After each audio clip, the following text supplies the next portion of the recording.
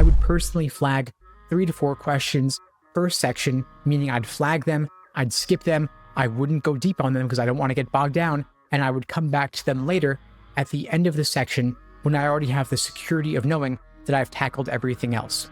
Today, I'm going to share with you what I would personally do if I wanted to score 175 on the LSAT with my laser approach to LSAT prep.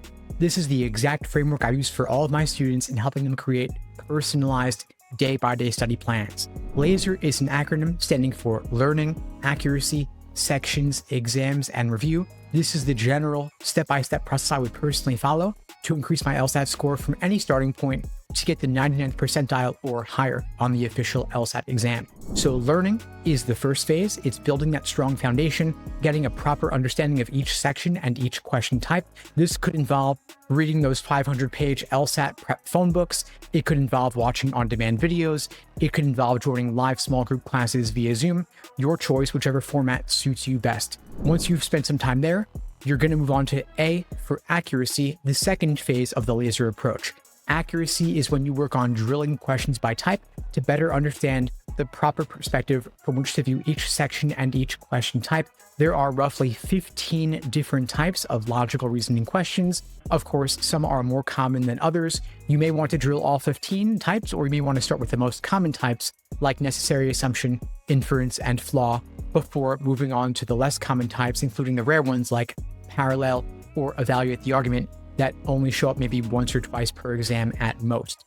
Once you are at a reasonable degree of accuracy when drilling by type, maybe 70 to 80% accuracy, then you move on to the third phase of the laser approach, S for sections. This is where you work on doing timed 35-minute sections, assuming no extra time, to work on your pacing so that you can finish the questions in the time allotted. Personally, I like to have a couple of minutes to spare at the end of the section. This, of course, requires moving at a pretty fast pace.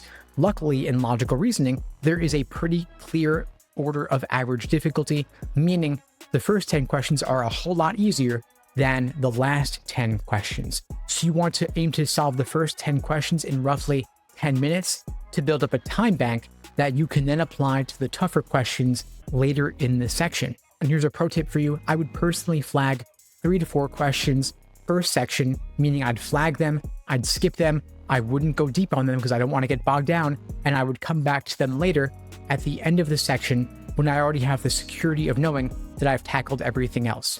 And the hardest band of questions in logical reasoning tends to be questions 15 through 23. The last couple actually are a little bit easier, maybe because they know a lot of students won't even make it to the end of the section and they want to reward you for pacing yourself appropriately. And so when I flag 3 to 4 questions, they're going to be in that 15 to 23 band, and I have a good sense of which questions I personally don't like. So for me, I'm not a science person, I'm 100% a humanities person, so the hard science questions, the technical ones, do not speak to me, I do not like them, and so I flag those questions. If it's a really lengthy parallel reasoning question in that band, I'll flag it and skip it as well. Also, anything super abstract like moral philosophy, it's hard for me to get a handle on that language, and so I'll flag that and skip it as well.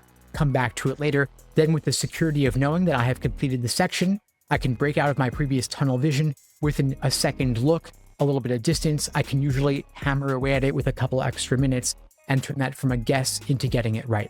After focusing on the third phase, the S in laser for sections, I then move on to the fourth phase, which is E for exams and endurance. This is when I'm doing full-length timed practice tests, 4 sections in one sitting, 2 sections back-to-back, 10-minute break, 2 more sections back-to-back, and that's the sitting. Just like test day itself, I want to do at least 10 full-length timed practice tests before the big day. That test day itself feels like just another run-through. Now, I craft my study plans for my students using this laser approach to LSAT prep. You want to make sure that you have a plan of attack so that you're not just taking test after test to measure yourself without learning from your mistakes, without properly reviewing. And of course, in the laser approach, we have R for review.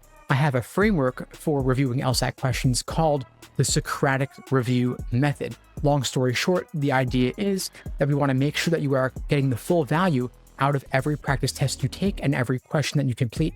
You want to make sure that you are figuring out exactly where your mistakes are coming from, where you're getting tripped up, which tricks and traps you personally are uniquely prone to falling for, so that you will not make the same mistake again. So make sure you're reviewing in depth, not just the questions you get wrong, but also the ones you have difficulty with, the ones where you guessed and got lucky, but it could have easily gone the other way. You want to go deep to make sure that you're getting those key insights from your studying so that you will improve with each test that you take. Anyway, folks, that's all for now. Hope you found the video helpful. In the meantime, I'll wish you all the best and take care.